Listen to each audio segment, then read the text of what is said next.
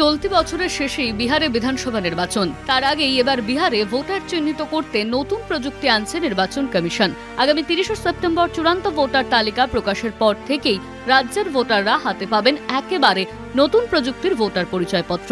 কমিশনের এক শীর্ষস্থানীয় আধিকারিক জানান, এসআইআর চলাকালীন বিহারের বাসিন্দাদের থেকে তাদের সাম্প্রতিক ছবি চাওয়া হয়েছিল। নতুন ভোটার কার্ডে ব্যবহার করা হবে সেই ছবি। তবে এই নয়া কার্ড কি শুধুই বিহারে নাকি চালু হবে দেশের অন্যত্র, সে বিষয়ে এখনো কিছু জানানো হয়নি কমিশনের তরফে। এক নজরে দেখে নেব কি এই নতুন ভোটার কার্ড। এই কার্ড হলো প্রচলিত এপিকের আপডেটেড সংস্করণ। এতে যুক্ত হয়েছে আধুনিক প্রযুক্তি ও গুরুত্বপূর্ণ নিরাপত্তা ব্যবস্থা। ভোটাররা যারা এসআইআর প্রক্রিয়ায় তাদের ছবি আপডেট করেছেন, নতুন কার্ডে তাদের সেই ছবি দেখা যাবে। কার্ডে থাকছে কিউআর কোড, ফলে জালিয়াতি বা নকল কার্ড তৈরি কার্যত অসম্ভব।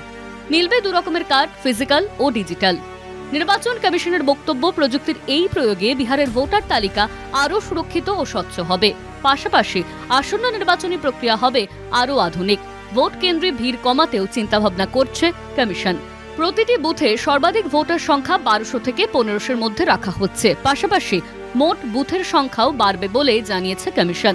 আগামী 22 নভেম্বর বিহারের বর্তমান বিধানসভার মেয়াদ শেষ হচ্ছে, তাই আইন অনুযায়ী তার আগেই নতুন বিধানসভা গঠন করতে হবে। সূত্রের খবর, অক্টোবরের শেষ থেকে নভেম্বরের মাঝামাঝির মধ্যেই বিধানসভা নির্বাচন হতে পারে।